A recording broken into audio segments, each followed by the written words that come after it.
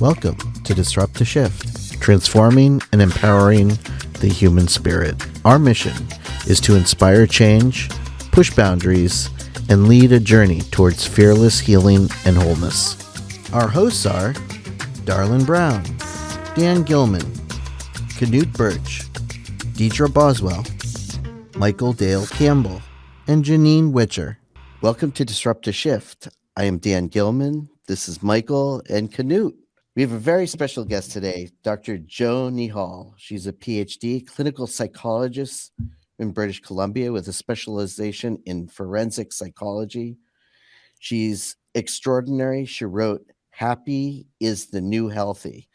Hi, Dr. Neehall. It's so good to see you today. Thank you so much for being on Disrupt to Shift. My pleasure.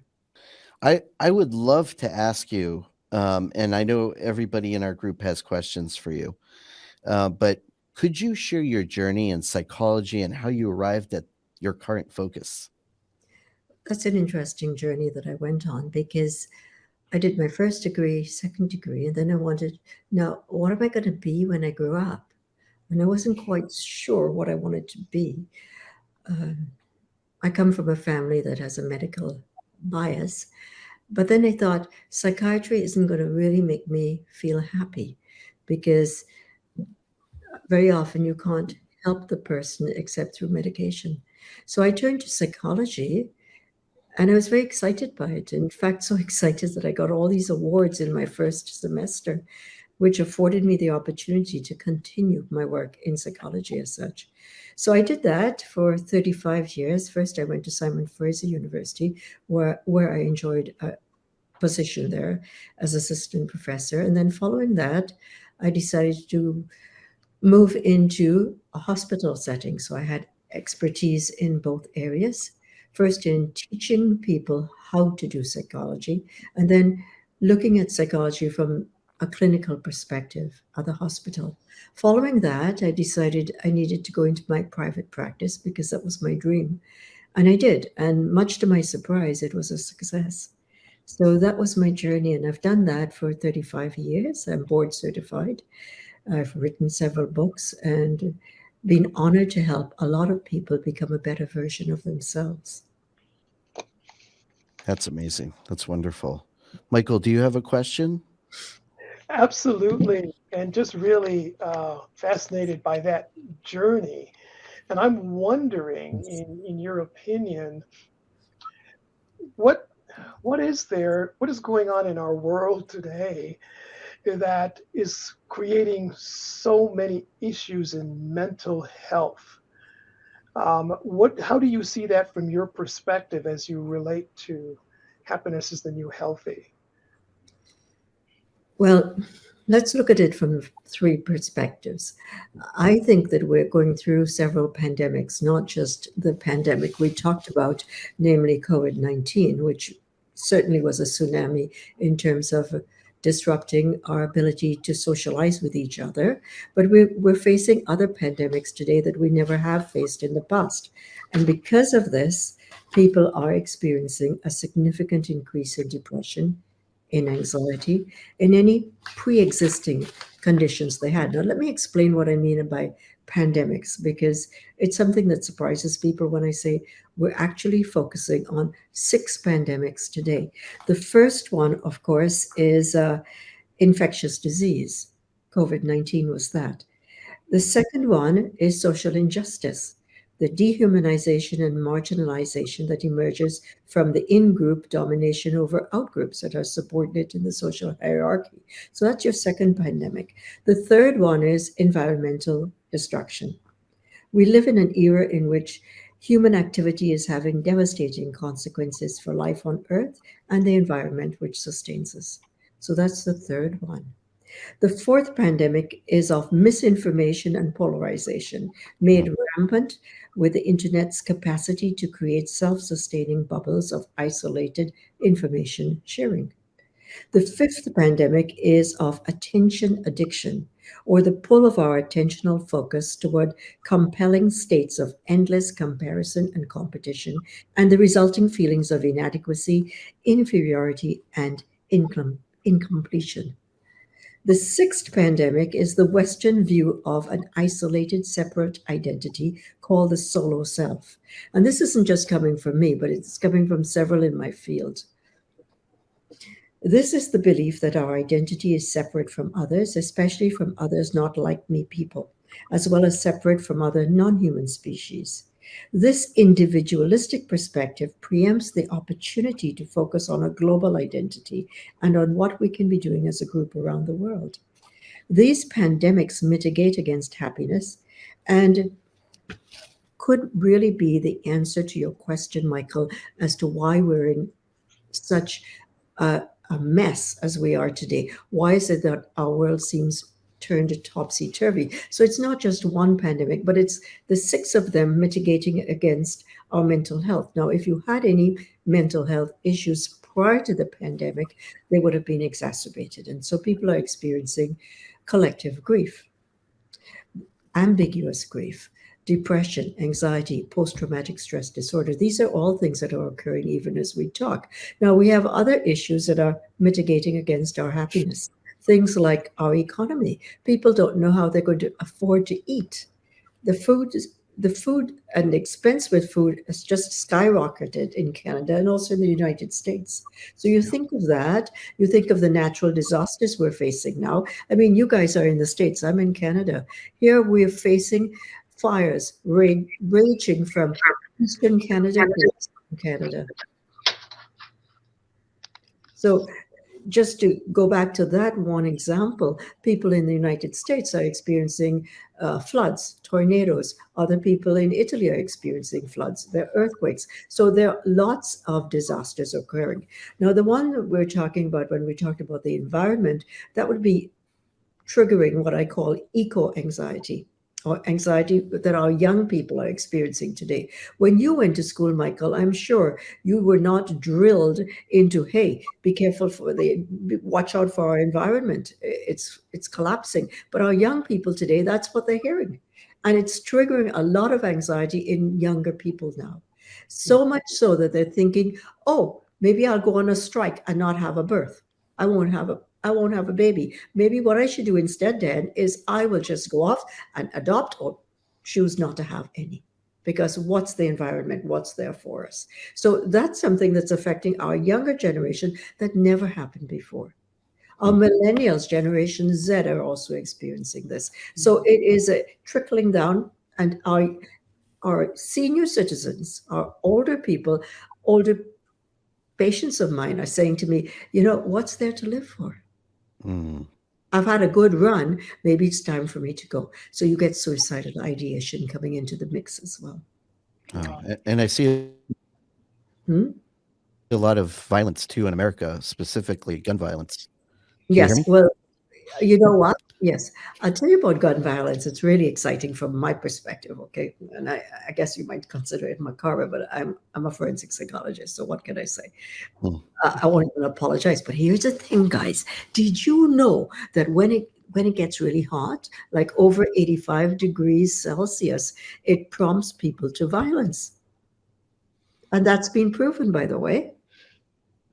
I mean, ASU, Arizona State University, they developed a robot. Did you hear about this robot? It can simulate how we will feel as human beings when we have to expose ourselves to 85 degrees Celsius and over.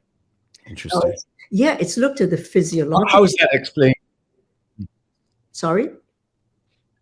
I didn't hear that. Yeah, how is that explained? How is that explained in your field? What results in that, or what causes that to happen? The heat, the physical temperatures rising are correlated positively with violence, with anger, with a lack of impulse control. On functional MRIs that we've done, we've seen this. So these are clinical data that I'm giving you. It's not hokey. This is a fact that this would happen. And in fact, in 2020, they predict that the suicide rate in Mexico will increase. Again, they're correlating it not just with one pandemic, but the 6 that I gave you guys earlier. Okay. So these are things that are very serious that we have to look at now that perhaps we didn't have to before. Now let's go, it's like a multi-layered cake actually, because if you go into a different layer of it, let's just slice that cake for a moment. You think in terms of how is that affecting human beings? It's affecting us on many levels. For instance, what's there to look forward to in life? Is there anything? And people are saying that, and I'm saying definitely. I've got tips on that, but before we even get to tips, let's look at where we're at right now with people saying, well, what is there to look forward to? There's nothing really in my life. And it's very sad when we look at it from that perspective. From a different perspective, however, we can look at it and say to ourselves, this is a challenge. And we can rise to the challenge. We can say, do you remember a few minutes ago I was talking about anger? So I talked about heat and the positive correlation between heat and violence and anger and emotional dysregulation. That's what we call it in psychology. But you can think of it on a different level as well. You can have a slow simmer of heat occurring, and people just feel, well, why bother? You know, what's there? Why even bother? And I'm saying, why not? Because when people talk about climate change now, especially our younger generation, do you know what? They express to me a lot of anger. They're angry at us older people who never took care of the environment. And I say to them, wait. My grandmother never had a recycling bin. We were not told that what we were doing was going to be disastrous to our planet. Now, it is true that the World Health Organization did tell us that a couple of years back. And yes, Antarctica is melting. And yes, we're aware of how serious it is now.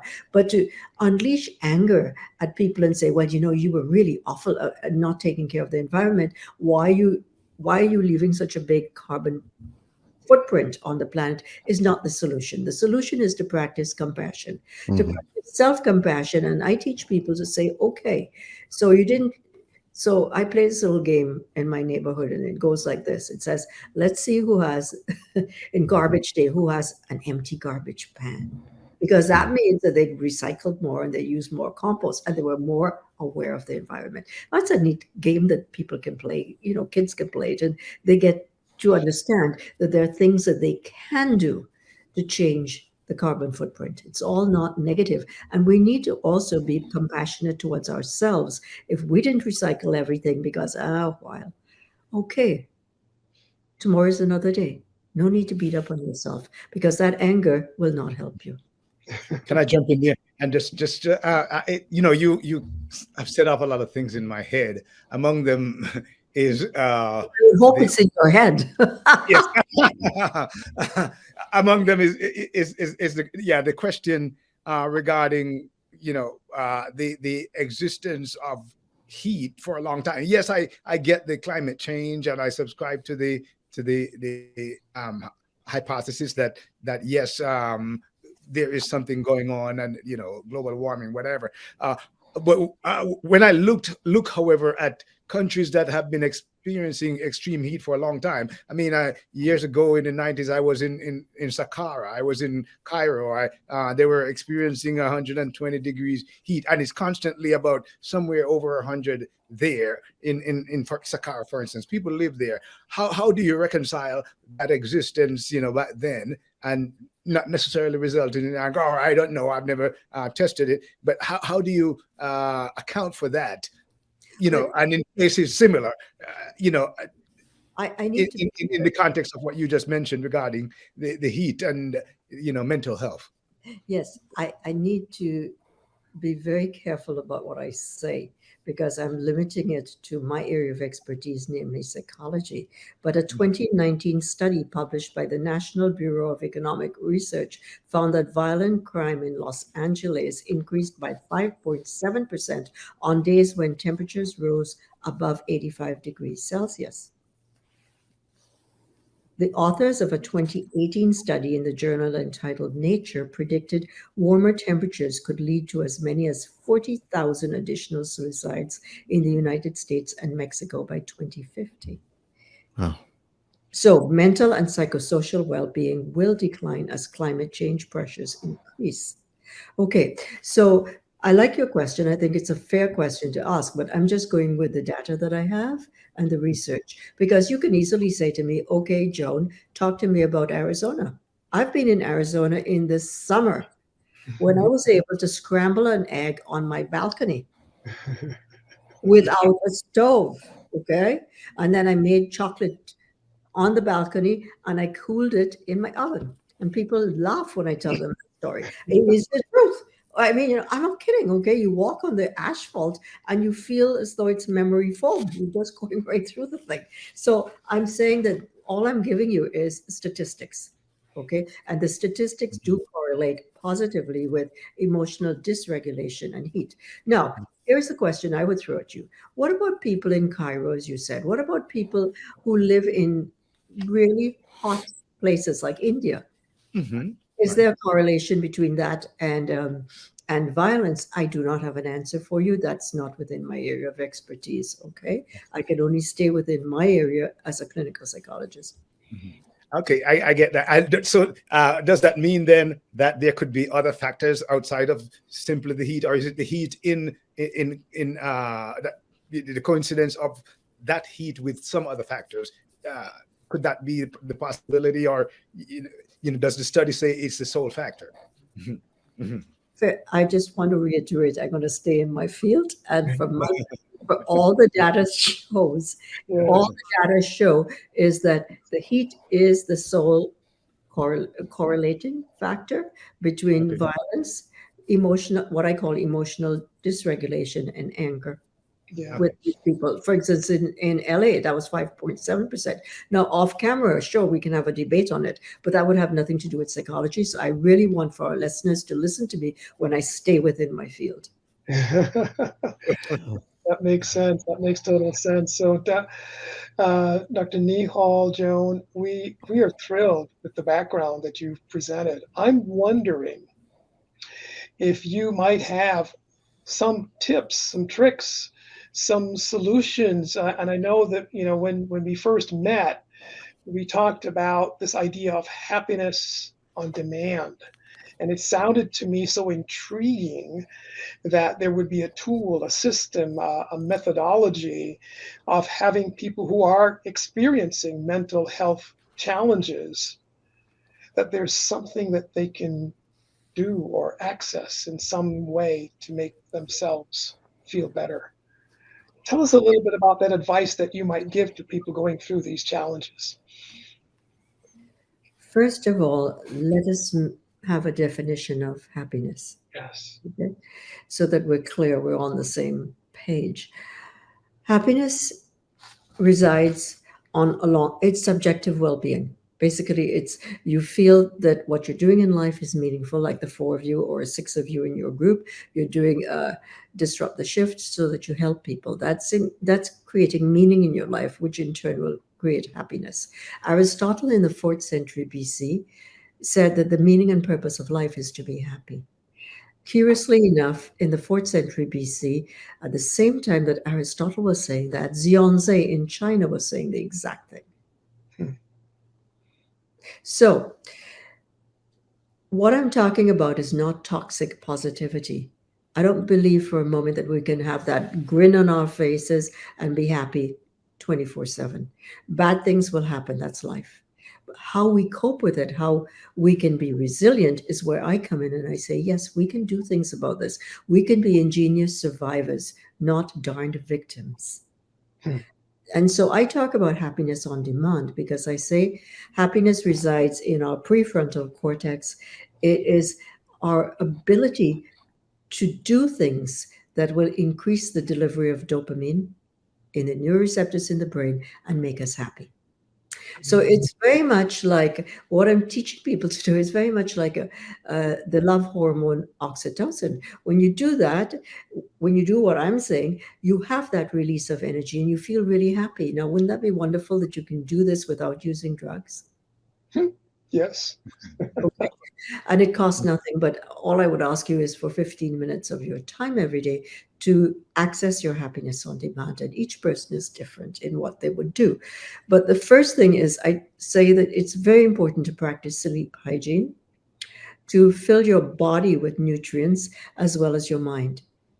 Mm. It's very important to get away from things that are going to fill your mind with toxic components.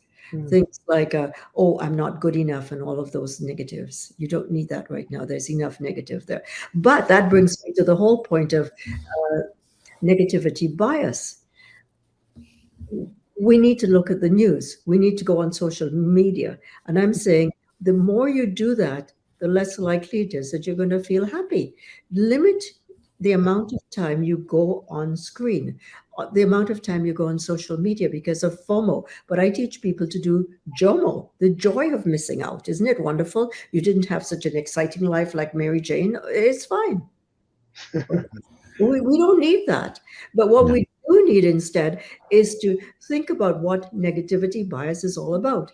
Our brains are programmed to look for negatives because our ancestors did that to protect their tribes. Okay? Protect other people. So now what do? We ferret out negatives and we tend to focus on the negatives at the expense of the positives in our lives. So to go back to your question, Michael, is it all doom and gloom? I say no. But if you are going to act as though you're still in the caves, be my guest. If we assume that we did come out of the cave, then please look at things realistically, not with confirmation bias, not with negative, but look at the whole picture. So sleep hygiene is important. Exercise is important. I say another thing that would be really lovely to do is to accept that you're feeling anxious, accept that you're feeling down, accept the fact that it will be there, but it will pass. It's not going to, and the way I can prove that it's going to pass is because if you tell me you're suicidal, you're still alive. You haven't died yet, right? So tell me how you coped with negatives in the past. And can we harness some of that and bring it into your life now and what you're dealing with right now? Yeah. How can we change it from a negative into not a positive, but something more realistic? I'm teaching realism. I'm saying life will have bumps. We can't all be happy. And if you are happy at all times, you're certifiable. You and I are going to have a talk outside of the session, right? Yeah. No, but happy people, my research shows that happy people have shortest spells of negatives. Why? Because they learn to talk to other people. They believe in social connections. They invest in satisfying social relationships. You remember in the past, we had a village. And in the village, we talked with each other, couldn't we? Yeah. Okay, but we evolved from the village. And now what do we have? A marriage, a relationship. And the poor guy and the poor woman, they're like this with each other. And they're stuck together. And the guy is supposed to be the cheerleader, your lover, your provider. Give me a break. Should we continue? Whereas in the past, you had granny, you had all kinds of other things happening. So we need to look at the social system too. And that comes back to what I talked about when I talked about the solo self. We have to notice what happens when we invest in satisfying social relationships. Yes, that is something that's a very important part because that's what happy people do. Happy people have learned to accept their vulnerabilities and share it with others and ask for help. I did a study actually in the workforce, and that's what I found with healthy people, in healthy employees in a workforce. What they do that makes them happy is they feel they're a part of the system. They're doing something that's important. See? Wow. So that's amazing. Gentlemen, if you have any other questions. Yeah. Go right ahead, Dan. And then, I just wanted to dovetail into that because that certainly resonates with me. But speaking of being happy, but resilience, something that's also relevant. But what role does resilience play in our ability to shift after a disruption, or how can it be cultivated? So resilience is a very important thing that we all have, but it all depends on our mindset. If we're going to feel that, it's like optimism. Optimism is a muscle. You've got to use it. You've got to strengthen it. As Viktor Frankl said, without hope, there is no meaning. Without meaning, there is no hope. So that's the cornerstone from my perspective of what I call tragic optimism, that in the face of the tragedies of life today, we can be guardedly optimistic by going back to long-term memory and thinking of the ways in which we survived. How did Shackleton survive? Years ago, my husband and I went to the exhibit actually in New York, and I was so impressed with what Shackleton did in those days to Mm. help his crew. The guy gave up his gloves, everything to his crew. You know this? So Mm. there is resilience. And if our ancestors had it, people in the past had it, can we think of the ways in which we had to face obstacles in our lives and how we survived and how we flourished because of it? So I teach people the word no, N-O, doesn't mean no. It means not now. Can we look at possibilities?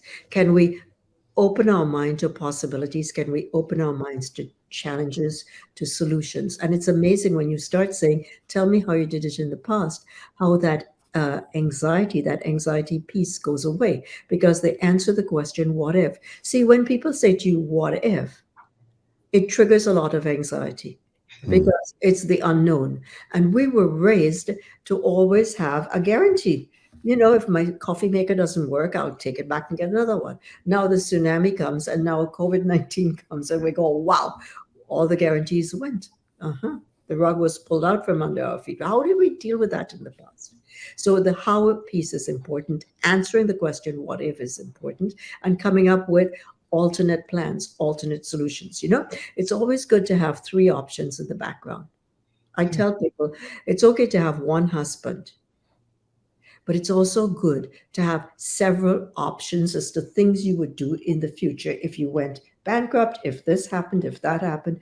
It's always good to have options, correct? Absolutely. Yeah. That's incredible. Canute, Incredible. did you have a question? I I I wanted to just piggyback on an earlier statement regarding the different pandemics that we are facing right now. I just like to ask Joan if her field has, seen has observed the rise in this post-truth era, more or less. That is currently making waves throughout perhaps the world, and certainly here in America. And if there is any thinking on their part that this may have risen to the level of a pandemic. I'm not understanding your question when you Yeah, say.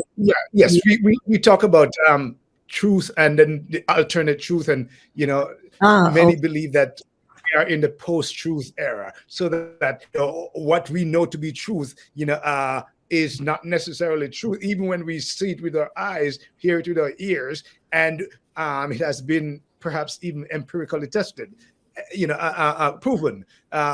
We can just decide that, okay, there's an alternate truth to that truth, and so everybody has his truth, and it's a conundrum in my mind. Some see it as the post-truth era that we are currently in, perhaps since the advent of certain people in the political arena. How do you have you looked at that? I think where I got confused, the sixth pandemic I talked about was the solo self. I think the one you're talking about is the fourth pandemic of misinformation and polarization. Is that correct? Well, I wasn't necessarily speaking of that. That triggered this, and since you didn't phrase it this way, I was wondering if that was a consideration. And I didn't think that it necessarily isn't a part of what you're saying, but if it would be in itself, a pandemic. Well, actually, that dovetails very nicely into the fourth pandemic that Dan Siegel talks about. He's a psychiatrist and he talks about the fourth pandemic being the one of misinformation and polarization. And then you come up with the existential question of truth and the philosophical question of what is true. And that's something I would from my area of expertise as a clinician, I like to respect whatever people give me as their reality, and that's their truth. And I honor and respect that, right? But in terms of misinformation, disinformation, and polarization, those are huge issues that are issues that need to be looked at, and we need to be very careful when we listen to the news, for instance.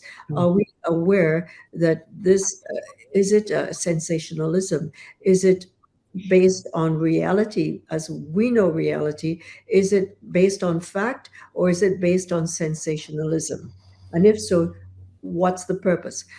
A friend of mine is a judge, and she was saying to me recently that she looks at Fox News just to know what happens with Donald Trump. And I said to her, I don't look at Fox News. And for that, because I like to look at news that I think is tempered with less sensationalism. Now her reality is her reality. It's very real and good, because she wants to know what he's doing, not because well, I don't even want to go there. But all I'm saying is that there's an example, okay, of and if we go back in history, I find that this issue that you're talking about is a very good one, because the whole concept of disinformation, misinformation, all of that happened actually in Russia years ago. They started, years ago. Now we have it today. So all of these destroy our ability to have a more fulfilled and a happier life. Because with polarization, it's us, it's me versus you. And that doesn't lead to what I'm talking about when I talk about a global community, correct? We're looking at differences. And I'm saying, can we soldier on to happiness on demand by being healthy, by being compassionate, by being mindful and respectful? That's great. Yeah. So I have one more question, because I'm in Go my ahead, area Mike. of intrigue as a life optimization coach myself is what dopamine and oxytocin you mentioned. And I'm just wondering if there is any advice, any recommendation on specific behaviors or ways of thinking that might be responsible for improving the quality and the duration, to make it more appropriate for the release of these hormones. Do you So see that the do you get see the big smile on my face? back. I just love that question, because that's my baby. That's the whole thing that I'm talking about. I'm saying, if you engage in exercise for just 15 minutes in the outdoors, Yes. you're going to get that release of dopamine. You're going to start feeling good. If you decide that you're going to hang out with friends, for example, you're going to feel that too. If you decide that you're going to practice gratitude, I tell people, get on the highway of gratitude in the morning, and think about the things that you appreciate versus just looking at the negatives. Can we find some things that we appreciate? Can we use all of our five senses? And then, yes, the release of dopamine will happen. When we forgive, we take back our personal agency.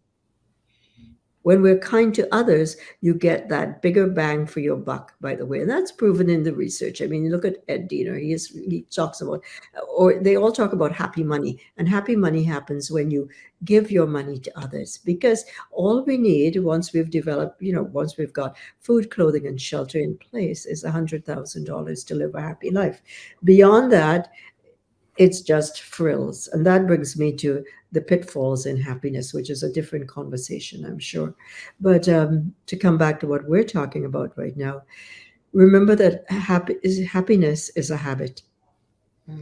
From Joan's perspective, happiness is a habit. It's something you can manufacture, and you manufacture it by exercising for 15 minutes, by doing something good to someone else just for 15 minutes, or even fewer minutes, hanging out with friends, engaging in social connections. I know one of the things I do, and so it becomes a lifestyle change for me. When I open my computer, the first thing I do, apart from looking at my happiness control panel and what I plan to do today, is just throw out an email to a colleague saying something positive to the colleague about whatever. That's a random act of kindness, just because. See? Beautiful. Beautiful. We've done a good job of essentially describing happiness. How about defining it? uh, uh, what is happiness? Well, as I said, Dr. Neehall.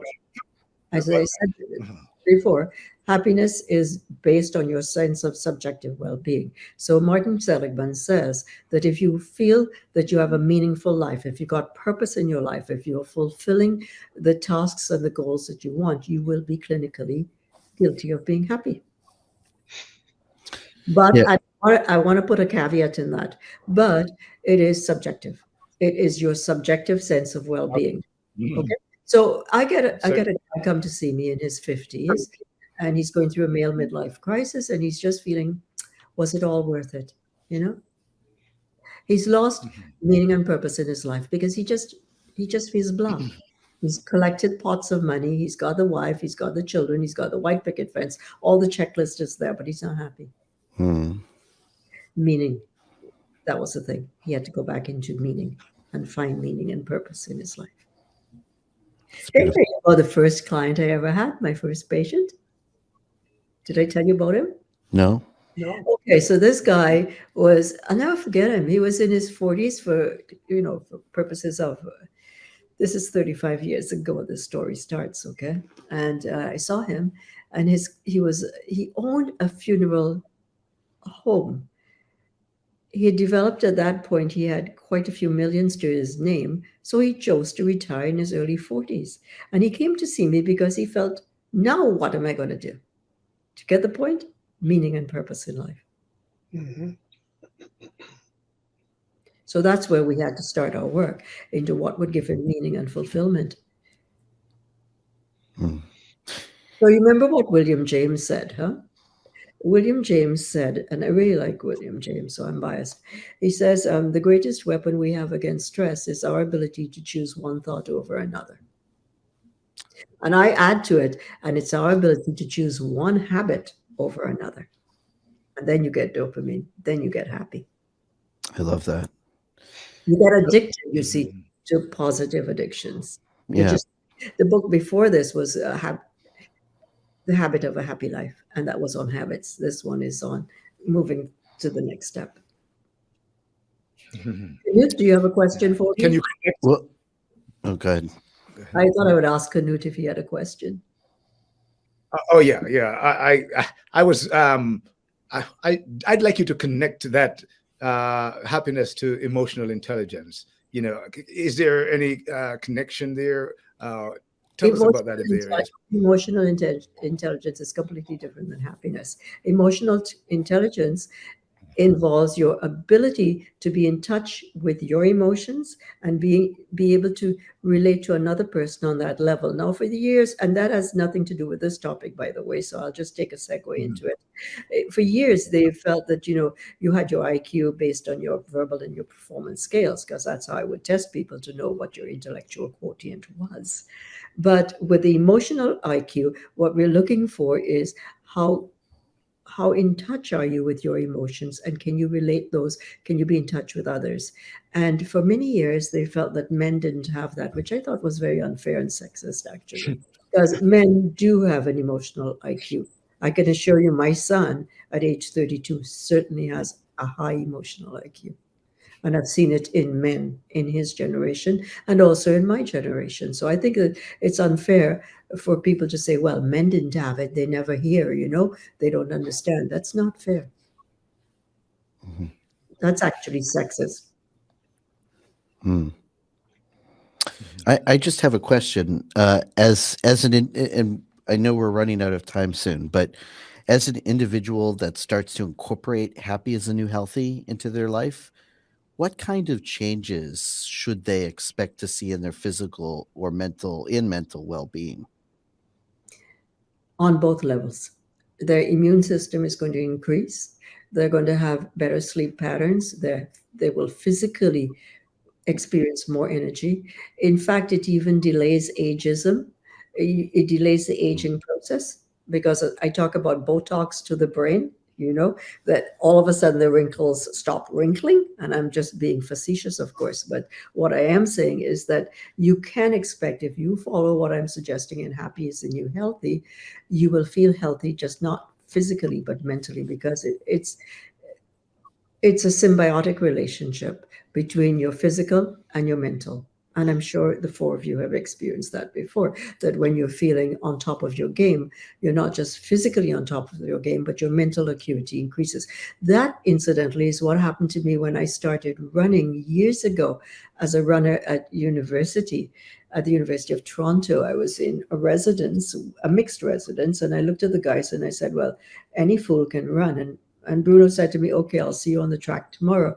And I went at 6 a.m. and after 2 laps, I was dead. I had lost, I couldn't believe this. And so I went into it and I decided I would see what this was all about. And yes, I became a runner. But it involved training and all of that. And what I noticed with running, or anything in which you increase your cardiovascular fitness, your focus increases as well. Your mental acuity will increase. Your memory will also increase. Heart disease, heart conditions, strokes, all of those things decrease. They also decrease when you connect with others and you no longer experience loneliness. So those are some of the things that you will have. What I'm talking about is a lifestyle change. And one in which you look at life in a way in which it's okay, and I'm okay with it. Do you know? That's brilliant. Perfect. Do we have any last questions from our group, our team? Feel free to ask me questions. If I can answer them, I will. Yeah, we could actually do 2 sessions with you. This is amazing. Thank you so much for being here today.